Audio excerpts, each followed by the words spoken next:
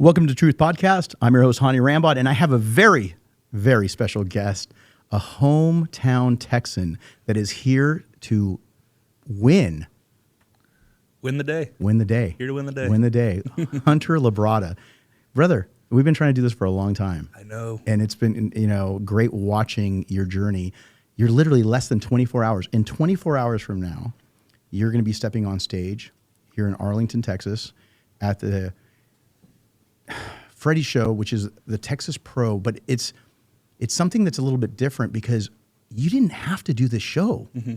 And I really want to emphasize this. It takes a lot of balls because most people say, hey, I won Tampa. You won Tampa. You looked amazing. You could have just said, I'm going to shut it down. I'll let Andrew go over, do his work, and I'll see him at the Olympia. Mm-hmm. But no, you said no. I'm going to come here. Tell me a little bit about that, brother. No, yeah, definitely. So, I feel like, after I won Tampa, it was a surprise to a lot of people that I, wasn't going to pull out of Texas, that I was doing Texas. And it was very funny to me, because right after I won Tampa, I put it on my story. I'll see everyone in Texas in 2 weeks. Let's get that out of the way right now. But, right after the Olympia, I said I'm doing 2 shows this year. I was adamant about the fact that I'm doing 2 shows this year, regardless of how the first one won, because up until this point, I have never even come close to nailing a peak. Okay. Never even come close. So this year we were doing 2 shows. We were going to figure my peak out, and we were going to head into the Olympia with, there's no such thing as a sure plan in bodybuilding, but we were going to head into the Olympia with my peak ironed out, Uh-huh. So we did Tampa. I, put something on stage that we had never, ever put on stage before, not even close. But, like I said, we were doing 2 shows to come away with the notes and really perfect the peak. There were a couple very big but very easily changeable things from the Tampa peak week that we wanted to see how they affected the look. Uh-huh. So that's what we're doing this week. And Can you share a little bit about that? Yeah, no, absolutely. So it's no secret that I've always had a problem. I've always been watery on stage. So, that 2 things. One, I truly got in shape this time. We did the work and got fat free. But the second thing is, we fed me a lot less aggressively and a lot earlier for Tampa. So, Tuesday and Wednesday were the heavier eating days, and then the first half of Thursday. And we were going, 400 grams of rice for 6 meals a day, Tuesday, Wednesday, and then backed off a little on Thursday. No crappy food, nothing I hadn't been eating the whole prep, just more, So Friday we woke up and, if 100% was 100%, we were at 105%. We had spilled a little bit, but it was still where we wanted it. But we knew how dry we could look, and we saw the look that we wanted on Tuesday. And that was another thing. I'd never seen the look we'd wanted before I'd been on stage. Got it. We'd always been chasing a look, wanting every last minute that we have, we need every last minute. Tuesday before Tampa, you're like, if we put 10 on this and got on stage, I'd be really happy. Now, so how many carbs are you doing at that point when you're doing your carb up per day?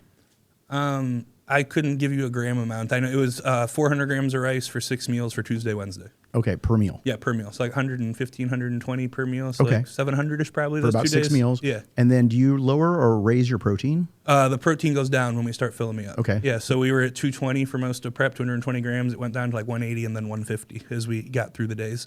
But, so like I said, Friday woke up and we were a little too full, a little spilt. So Friday was actually a 0 carb day. I didn't eat a carb for 36 hours before Tampa. Wow. Okay. And I actually trained hard on Friday, a full body upper, trained hard to move shit around. And it did what it needed to do. And we woke up Saturday and we were just...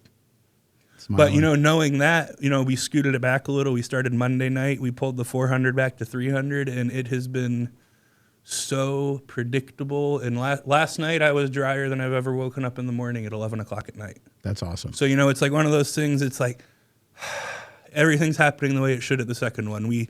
Isn't that such a relief? It's so nice. I've been saying this all week. It's the stars are aligning. It's right. It's not okay, we're going to do this second one. There's these 2 or 3 things we're trying to iron out. And we get here and it just fucking blows up in our face. And we're like, oh my God. No, it's literally the stars are aligning. What we thought would happen if we twisted that knob and that knob has happened. So it's been really cool this week. That's awesome, man. Your energy level, your focus, your mood is sky high, man. And obviously, I just saw you. We did a tour of the Evogen, and you got to be the first person that's actually posed in the Evogen posing room. What's up, Derek? You are the first person. You saw the mirrors. You just started taking your clothes off, and I was just might be a sign that I think I'm in shape. Yes, right? That I ripped my clothes off in front of Hany in his posing room. And you are in shape, brother. You are in shape, and it's really cool to see. What do you think of the posing room? Dude, your whole building's incredible. So obviously we had you at our facility a couple months back, and you got to see ours. So it's like I'm really big about the company having like a culture. Like you walk into the building and you're like, damn, y'all are doing it, and very much so got that same vibe when I walked in here today. And y'all aren't even close to being done with it, but it's like the gym's gonna be one of the best gyms in the country. Like the marketing department with the walls set up. Like you can tell you really care when you walk in the building. It's very cool. And we have a long way to still go. And we just got into the building at the around late February, early March. And even though we've been here for over a year in Dallas, we were just waiting to try to get into the building because it had needed so much renovation when we took it over. And I feel that your facility is kind of like the epitome of it, right? I mean, you have this beautiful facility, really high ceilings. We were able to train there with Derek, and we had the crew there last year around this time. American Fitness Expo. Yeah, it was right around this. It was like July, I believe. Or it might have been Branch's show. No, it was American Fitness Expo. Okay. Yeah, American Fitness Expo, and with the high ceilings, and then having the warehouse attached to it, and being able to walk over to your headquarters, which is just on the other side of the wall. All of these things are things that I think really help with what you mentioned, which is the culture. Exactly. Instead of having to go to a public gym, doing the public gym, I like being in public gyms from time to time, but there are times, especially nowadays, where people are just wanting to take photos constantly, and I think there's a time and place, and you have to balance the two. And it was really honestly, it gives you the ability too, because you're there. It's like while it's a private facility, I got me, my training partner, 3 or 4 people that are there regularly.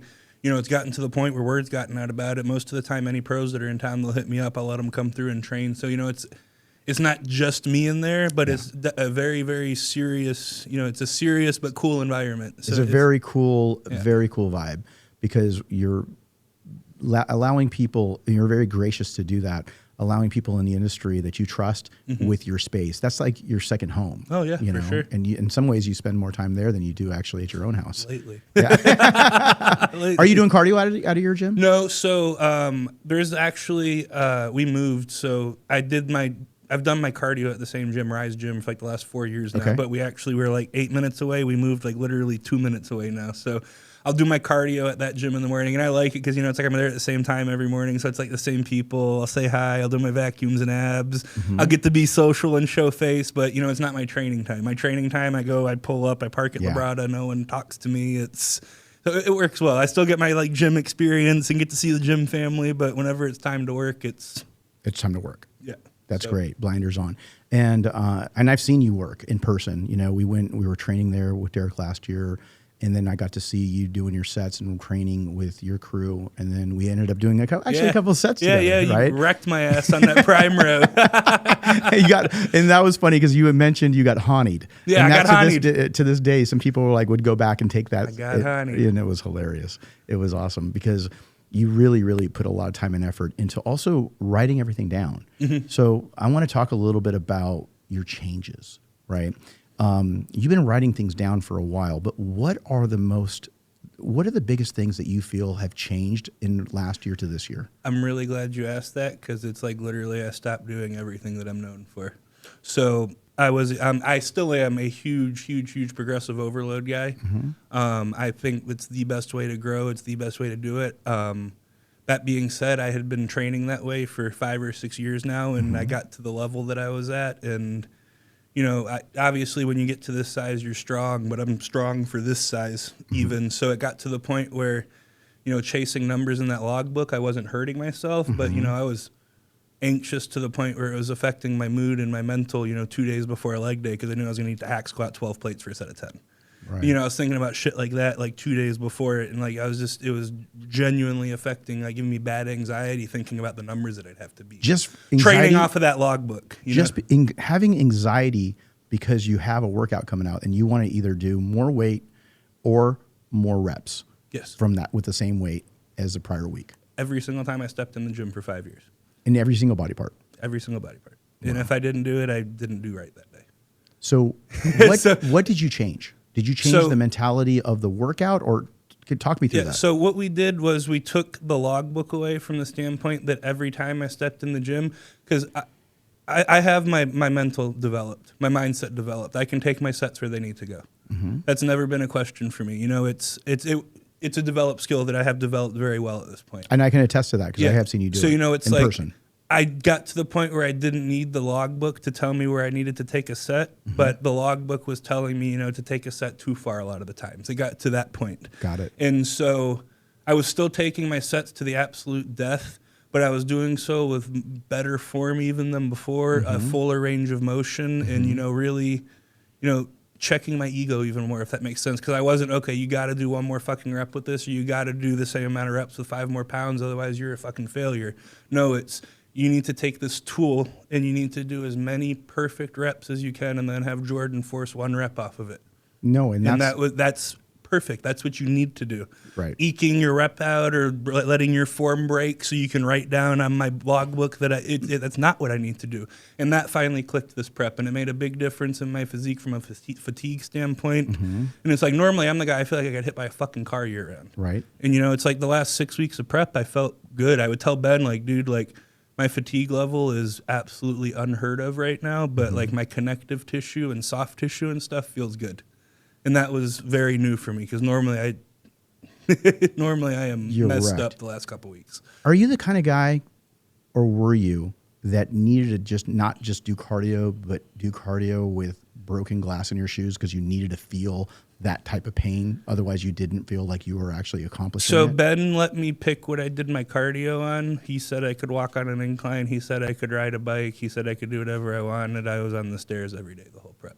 Right, because you want to go. That, and I know it's work, and, you know, honestly, it sounds funny, but it's the only thing that you can just kind of get on and be mindless on. Right. You know, like a bike, you have to focus on keeping your RPMs up. That Stairmaster, I can just set it to what I want it to and zone out. But when you were working out, was that the same mindset when you were working out of just, I needed to chase pain to that point in the previous years, those 5 years?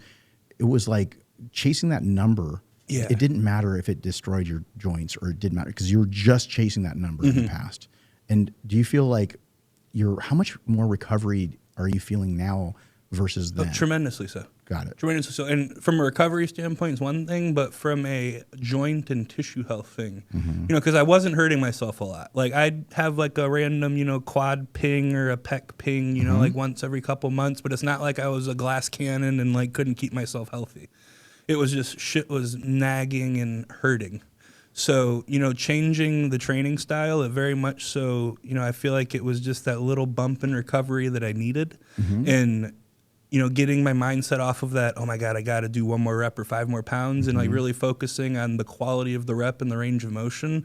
I feel like that, you know, over time, because, you know, I train on the same equipment every day, right? So it's like on all the pressing machines, I've gotten like another notch or range of motion down. I've been able to raise the seat up one, you know, it's like, the actual joint spaces and everything's getting better by doing that. And I've noticed a big difference from that, like in my training, but also like my posing and the way my physique presents. So, do you think the time under tension is also absolutely. At the end of the day, I think there is a best way to do things, but your body doesn't know reps. Your body knows tension and how much tension you put through a muscle.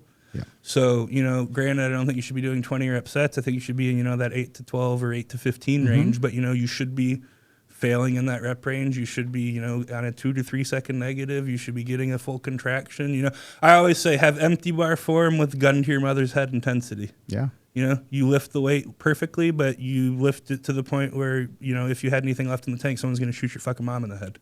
Well, that's pretty fucking intense. Like that's kind of what I tell people. Yeah. Because like people separate the fact that like you can't work hard and smart. Like, no, I work as smart as possible to work as hard as possible. I make sure my resistance profiles are set as well as they can, so whenever I get on there and I fucking brutalize myself, it's the most efficient way to brutalize myself. I don't get why people have separated them, you know? Yeah. I think a lot of people find ways out of dieting properly, ways out of trying to work, I would say at like 75% versus pushing it closer into the 90 to 100% range, and trying to basically, they listen to their inner bitch voice. Yeah. And I feel like that happens a lot. Do you see the same thing? I see that a lot. I see also equally a causation versus correlation thing. Explain that. You know, people see, you know, the all-time greats and the physiques that they built, and they see what they did to do it, and they correlate that with that's what you need to do to build that physique. Right. You know, I did bent over barbell rows every single back session for 5 years straight and could row 365 with damn near perfect form for sets of 10 to 12. My back was shit. You know, I started really paying attention to my setups, really started doing unilateral work, really paying attention to my humeral position and my scapular retraction and all that shit. And, you know, you see what my back's done in the last 2 years, you know? So it's, people get stuck on, well, Dorian did bent over rows, Ronnie deadlifted, you know, Jay trained super high volume. There's not one way to skin a cat. There's a million ways to skin a cat. And it comes down to what you enjoy, what your body responds best to. And I think, you know, anyone that doesn't, especially someone that's like at the level that I'm at or, you know, trying to be the level that I'm at, if you don't at least, you know, do your time and your research and what? You know, you're just emptying yourself and putting every last bit of yourself into something and you've never even tried these other ways. It just doesn't make much sense to me. What caused that light switch to go on for you this year?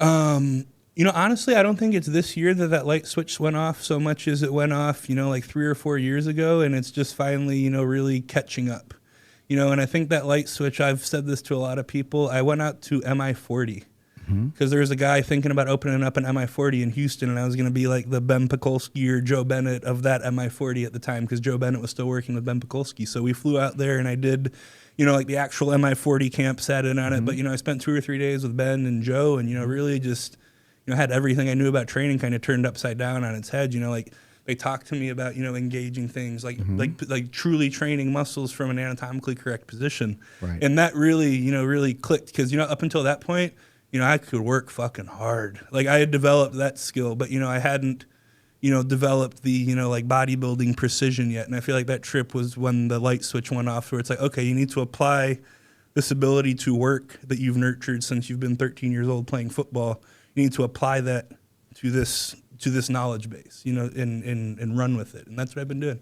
And then on the flip side of that, when went different? What changed your perspective on the diet approach? Because that, I think, has a lot to do. Thing. Right. Yeah. I think it has a lot to do with what your body's looking like now. So me and Ben talked about this. Up until this point, I feel like I'd been a very good athlete and an okay bodybuilder.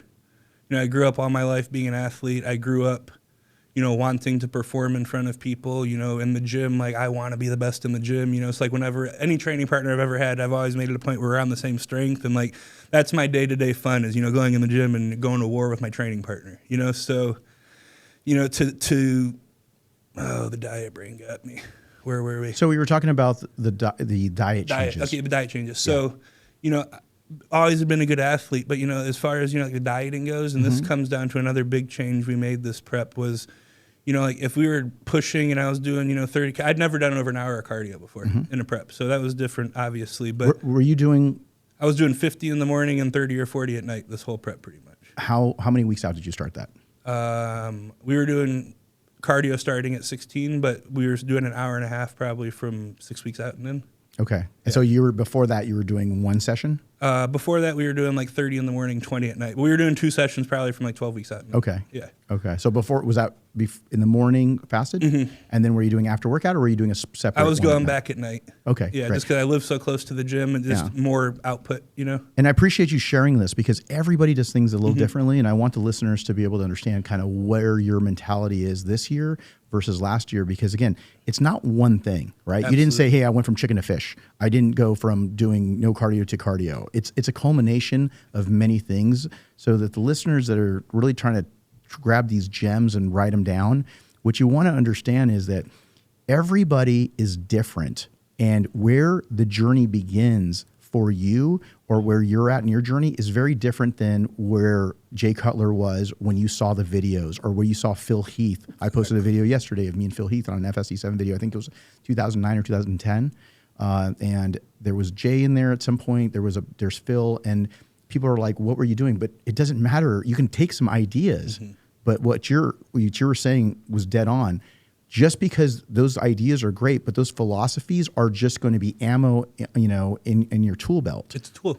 That's right. You know, it's a tool. Yeah. You know, you don't want to use a mallet when you need to be using a framing hammer. You don't want to use a Phillips head screwdriver when you need a flathead, right? That's right. It doesn't work. Right. So you need the right tool for the job. So cardio. If people are looking for a gem, the gem is this. Ben and I put the scale up for 6 weeks. up until this point, you know, the preps that we've had with in the past, we'd push hard, but, you know, it's one of those things like we'd push, I'd lose, you know, like, oh shit, we lost 3 or 4 pounds in one day. Like, you need to feed. We'd feed me. It'd take 2 or 3 days to get the water off, and it would just, like, we wouldn't be moving as fast as we needed to. Right. This prep, I think at 8 weeks out, he's like, hey, we're going to put your scale up. We're just going to go off the look. Right. I had weighed myself at least every other day since I've been 13 years old. Yep. Because I'd been wanting to gain weight for football and then gain weight for bodybuilding. Right. And, you know, if I was in an off season and my weight wasn't consistently going up, it's just like the logbook in my head, like, you're fucking up, Hunter. Right. You know, so taking the scale out and going just off the look did wonders for me, because I'd get in my head, you know, like, if I got on the scale and I lost 5 pounds overnight and he didn't feed me, I'd be like, dude, what the fuck are we doing? We're burning up a bunch of muscle. Like, what are we doing? And, you know, so putting that scale up, it was the biggest change and difference this year, you know? So I haven't been as light as I am right now since I won nationals. Wow. In 2018. Wow. So, and it's very funny to me, because last year, if I would have hopped on the scale and saw the number I saw this morning, I would have had a fucking heart attack. This morning, I hopped on that scale and I just smiled, because I know I am peeled and in shape and I have all the size in the world still. That's awesome. And I think that you made a great point. You were looking at the scale, and then you Case in point, would Phil win his first Olympia at? Probably 230, low 230s. My point exactly. Yeah.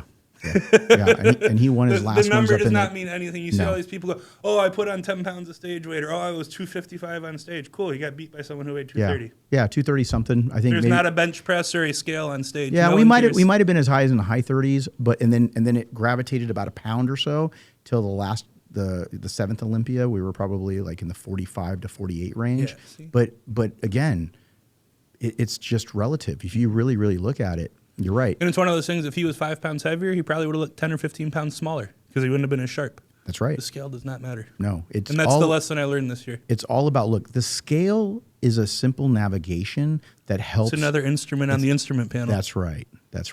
So that's a huge thing. So in your case, you were looking at it, and then you would say, okay, man, we lost a bunch of water weight.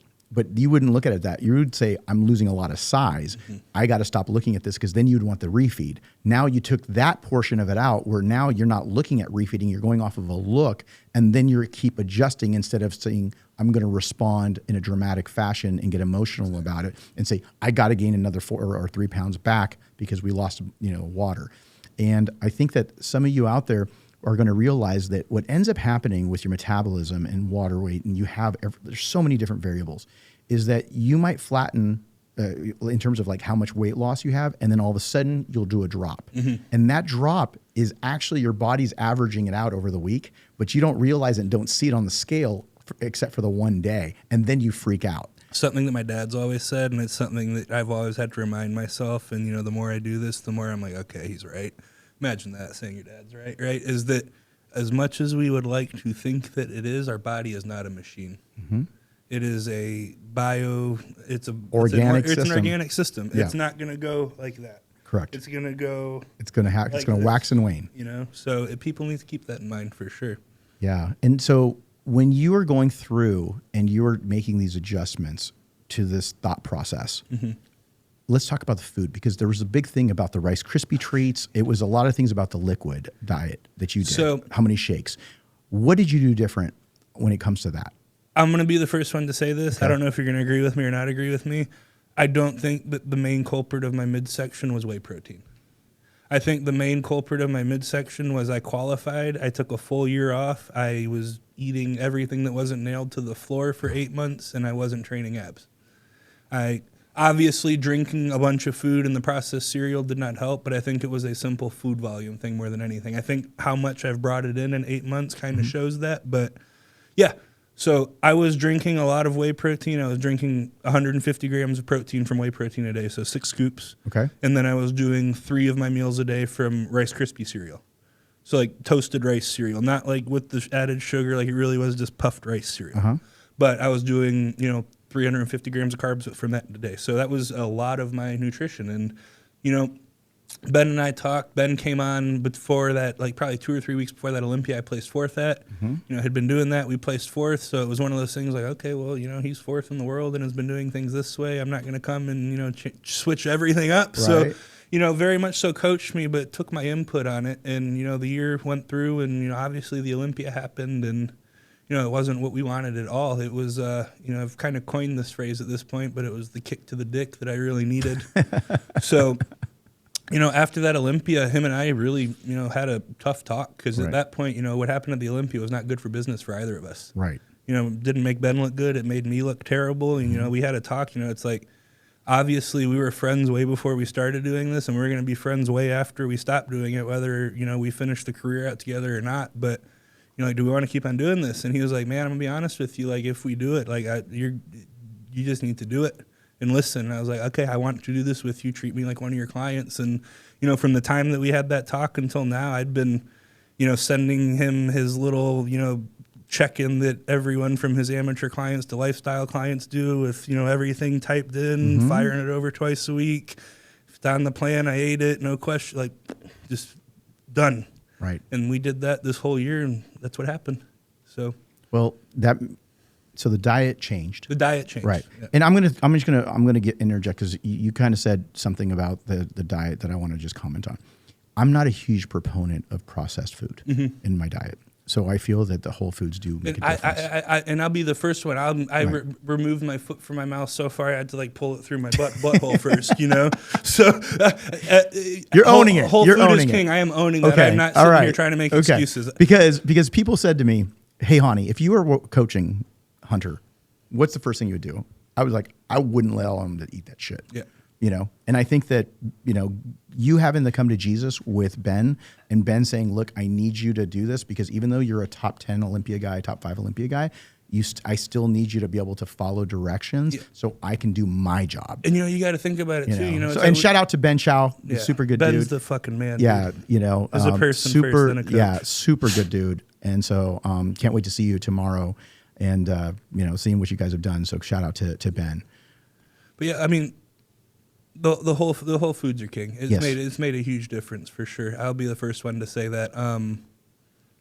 Yeah, and I think that when you go through this, I will say, and this is what I want to say. Sorry, diet brain. It's we're talking about how you have so many different people telling you how to do your job. It's like one of those things in my mind. It's like, no one's growing as fast as I am still. Up until I got on stage at the Olympia, my mindset was, okay, no one's growing faster than I am. Right. I'm moving up every single show I do. So why, if it's not broken, it ain't broke, don't fix it. Sure. And it's like, it's almost one of those hills I wanted to stand and die on. So many people have gotten so aggressive about it. It's like, fucking no, it's working. Like, look what I'm doing. So, to have it show up and for me to just see firsthand how broken it was the best thing that could have happened. And it's good because you don't realize how bad things need fixed until you realize how broken they are sometimes. And that's what that Olympia allowed me to do. So it sounded like you got humbled a little bit. Absolutely. Yeah, and that's but humility is an amazing thing. You learn more through loss than victory. You do. You sure. do. And it shows also your character because you could have just took it to your grave and then said, okay, I'm just going to go on to another coach. I'm going to go on to turn around and do that. But you didn't do that. No. You owned it. You said, let's go ahead and let's try to do it. Would have lit 2 years on fire and been right back where I was. I've never understood that. People jump coaches after one bad performance. How are they supposed to learn you in one show? Yeah, it's very, very difficult. So, it's very difficult, especially when you have a lot of different things that going on with your body and at this level. And I think that you have to, I got to give you a lot of credit for being able to adjust to that because I know you dug in your heels hard. I watched you. Oh, yeah. And you dug in your heels hard. But then when push came to shove, you backed off and you said, okay, I got to make some changes here. And you did that. And that was what's really, really very admirable. Let's talk a little bit about your dad. Yeah. Okay. Your dad, amazing bodybuilder. Honestly, one of my favorite bodybuilders growing up. And I used to really I came up in the Dorian era. And Dorian, he took his first Olympia win the year I graduated high school. Okay. In 1992. But watching... Phil was winning while I was in high school. I still remember being in my college algebra class with my training You're partner. You're making me feel old, no, bro. Dude, it's funny, dude. I still remember being in my college algebra class with my training partner on bodybuilding.com forums in the IFB Pro section. Like, look at Phil. He looks nuts. That's awesome. But it's also scary because it makes me feel old as shit right now. Phil... 22 Olympia titles, man. You got to have been doing it for a little bit. Yeah. Yeah, but I think some of these guys have made me age a little longer. I used to have hair when I met Phil. Oh, and Yeah. So, I mean, even though it did look like a little tennis ball hair, but it was still a hair. And whatever was This last year, my beard's gotten so gray, I can't pluck them out anymore. You got to just I just got to kind of like rock the grays. It's okay. That's it. That's it. Okay. But going into your father's type of playbook, when I watched your dad, I could respect somebody who took his genetics and didn't try to become a mass monster, was just polished. He ran his own race. He did. Which is what I've always tried to do. Yeah, we got to get your dad on here, by the way. We do. Yeah, we'll make it happen. Yeah. We'll come up and you and him can do one. We'll get you on his, and then we can do like the three of us. I think people would really like that. It would be amazing. And train and get some food. You got to take me to your favorite Persian spot around here. Absolutely. Man. Absolutely. I'm going to Jordan on Thursday for a week to decompress after this. It's one of my favorite spots in the world. That's awesome. Yeah, going to go eat all the... Do you have family there? No, we have a very close friend and distributor there that I've been out there several times now, to the point where I truly have good friends that I want to see, and I really like the culture in the Middle East a lot more than ours in some ways. It's a lot more respectful and family based, and so like obviously everyone's got their pitfalls with whatever, but I really enjoy spending time out there. It's just a nice way to decompress and be around people who aren't so in a fucking hurry all the time and just take a breath and chill. And well, we were talking about with Andrew Jack yesterday. Yeah, we were talking about the fact that he comes, from Africa, and he was talking about the African kind of culture, the Middle Eastern culture, being that he lives in Dubai, exactly, and how different it is from the Western culture, and how much it's around family and that family unit. People are rude here, man. Yeah. People really don't care about their families as much as they should either. It's definitely... And I think Texas is... And, coming from you, obviously, you come from a Middle Eastern heritage. That's right. So you're a very big family. I come from a very big Latin family. My family's Cuban. So, it's very much so the family structure is beyond important. So, to be out in a place where that's very prevalent, I enjoy spending time there. Yeah, and we talked about the Latin, the Asian, and the Middle Eastern African cultures where it's all about family. And then I think Western society, especially the Western society of the modern day era, is trying to break up the family unit.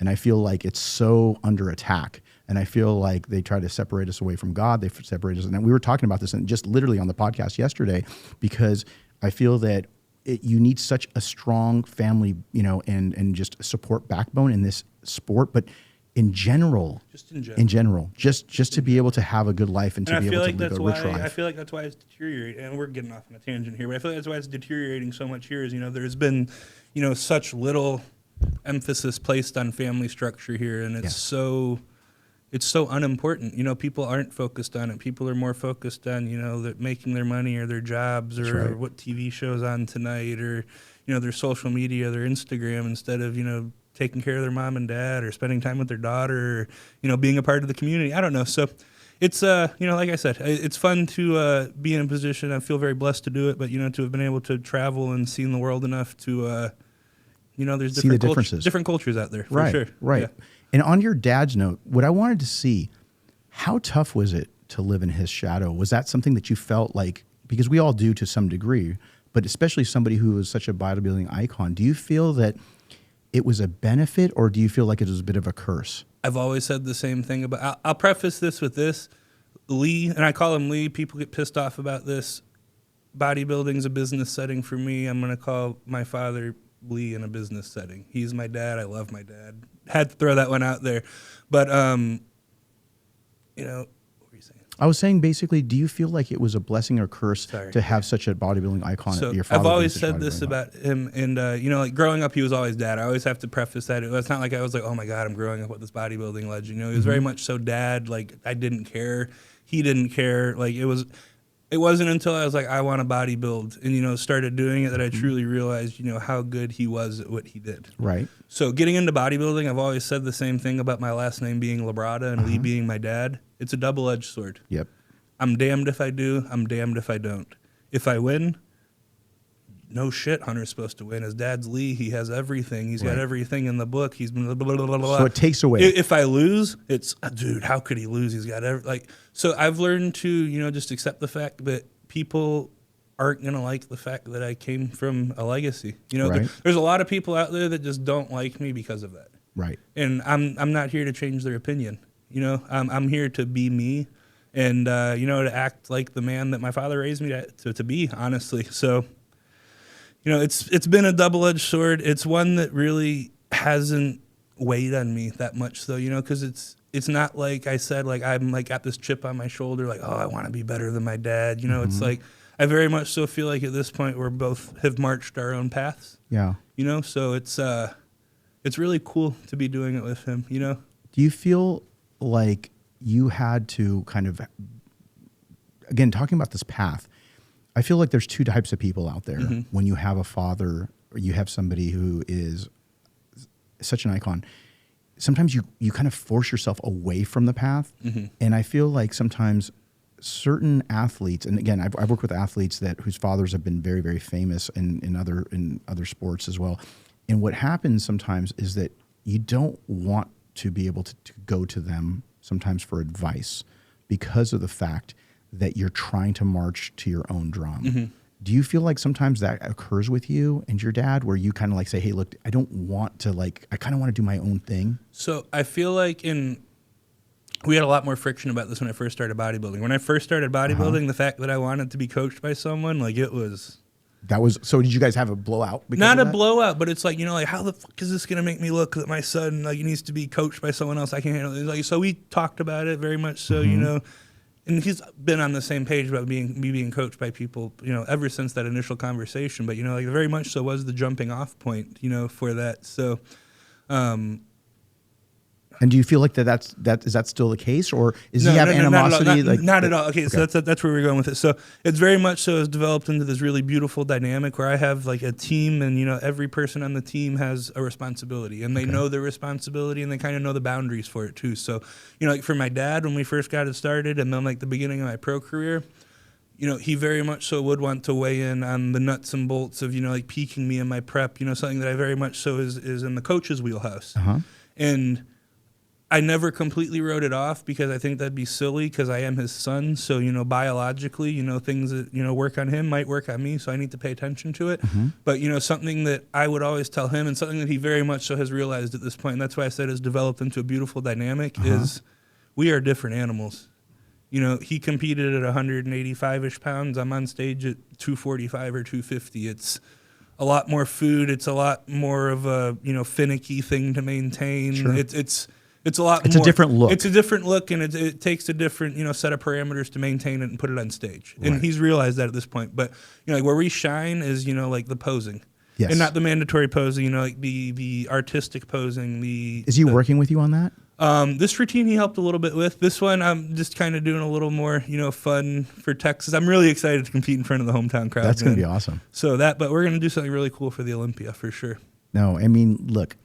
Everybody, like when I think about that, I'm like, dude, I wish he does one of his dad's routines. Like I think of that, and I just go. It's so funny, man, because like when we first got started, like when we do the routines, it'd be one of those things like he'd done and dust a routine, and then we'd start working on it together, and it'd be like as I got bigger and bigger and bigger, you know, at first it was like 10 or 15% of the poses I couldn't get into, and like you know, like by last year I was like, dude, I can't get into like half these poses. I am not that limber your size. So it's like it was kind of funny. It's like at this point we're definitely kind of developing them from the beginning together, and he's gotten a better feel for what you know, can like what I do. Look good in and what I can and can't do. So it's cool. Yeah.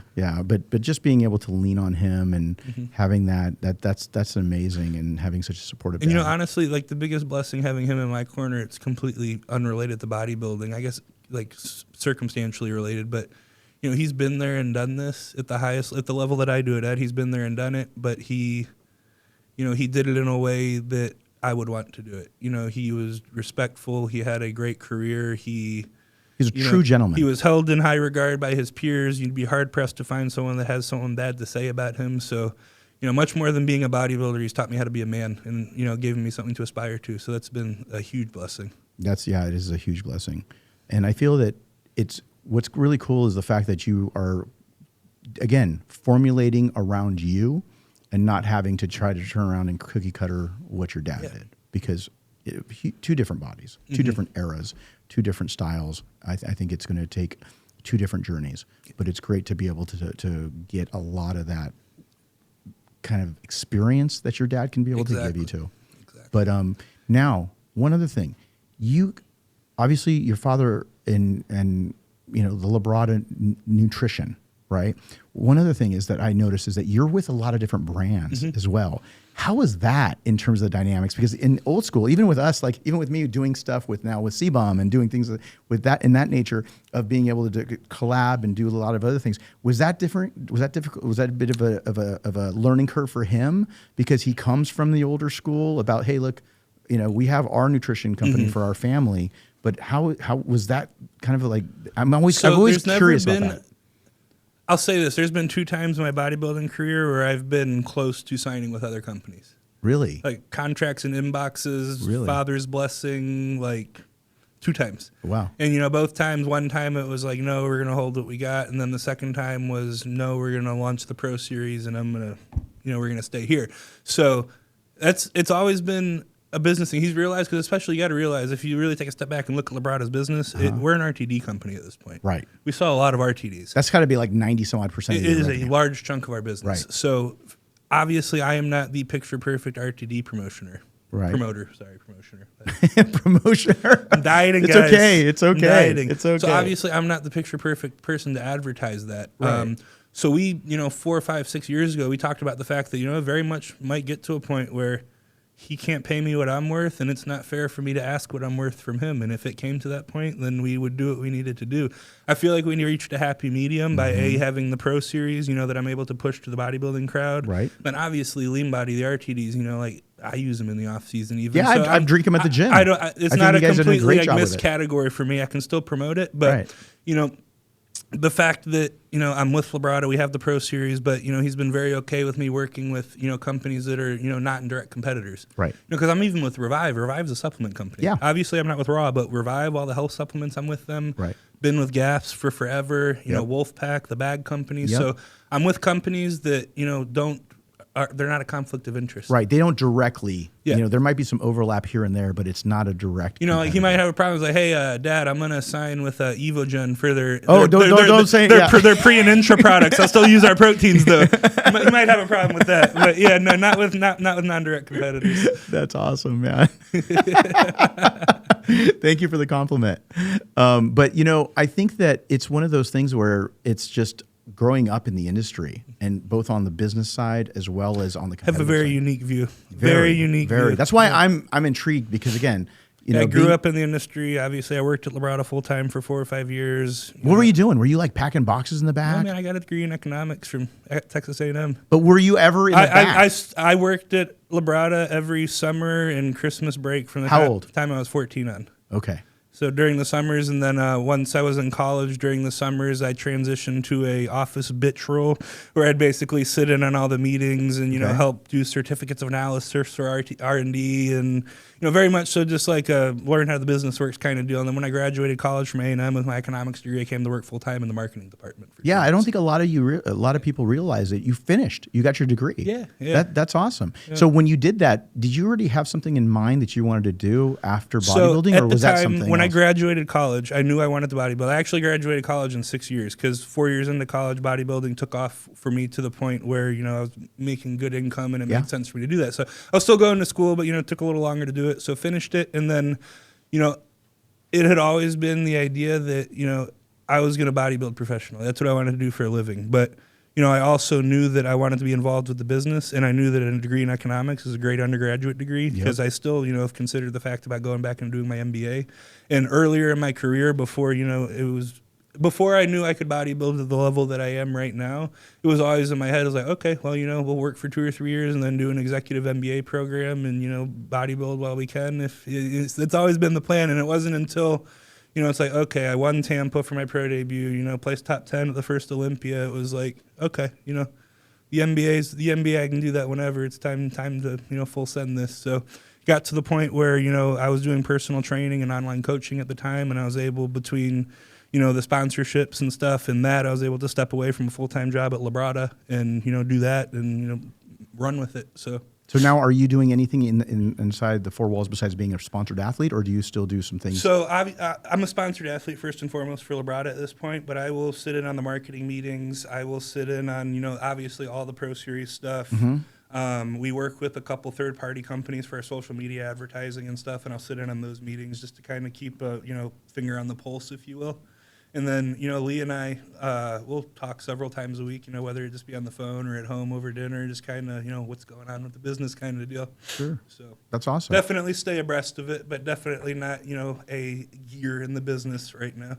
Yeah, well, you're focusing on what you're supposed to be doing, which is going out and winning shows and crushing it. So, again, I don't want to take up a lot of your time, but I want to just finish with the final thoughts. Who do you think at this show? I mean, everyone's talking about you and Andrew. And are you going to? Are you looking at anybody else? I know Carlos. There's a couple of other people that would come to mind. Who do you think are also might be some dark horses that are going to be in that first call out? So, Carlos is the biggest dark horse to me. Okay. He hasn't been on stage since he went pro.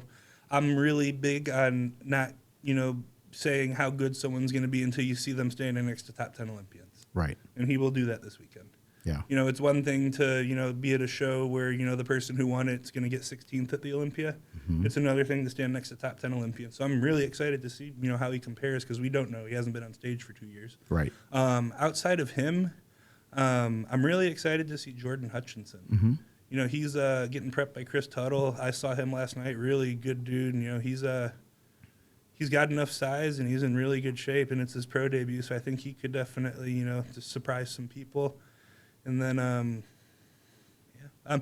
it's a good group of dudes, man. It's a battle. Yesterday at check-ins, it was fun. It was. I always say this. I think Open's the best group in bodybuilding. Just because there's very little ego or attitude towards it, or at least that's what I've experienced backstage with everyone. It's good camaraderie, so I'm looking forward to doing it with them. It's a good group of guys tomorrow. Yeah, and I think that just by you jumping in the show, it's really elevating it. So we're going to put this podcast out as quickly as possible, either tonight or at the latest tomorrow morning, but we're going to try to get this thing going so that we can be able to really pump it up. So if you're anywhere in the DFW area, you definitely want to go see Hunter and Andrew. Tell me this right now. Where do you think you have Andrew?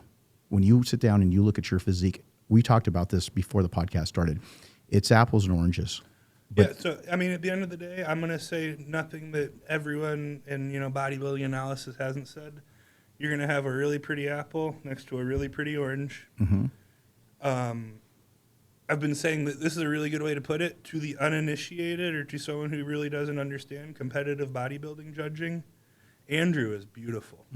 Like, he is put together from head to toe, wide clavicles, skinny little waist. He is tall. Yeah. He is beautiful. I see why people who don't know bodybuilding look at him and go, that's next Mr. Olympia. You take a step back, though, and look at, the competitive bodybuilding judging criteria, the symmetry from top to bottom, everything being in balance, the conditioning. I feel like we compare pretty well, especially I think he will, be really good from the front. I think I'll be able to hold my own. I think, where I'll be able to chew up some ground on him is definitely from the side shots. And then, from the back, I'm very sharp from the back for this show. And, so I think we'll compare. I think it'll be a battle. It'll be a dog fight. It's going to be It's going to be a dog fight. And then, like you said, there's going to be a couple of people in there that we're not going to expect that might come up and be that. So I'm looking forward to the show.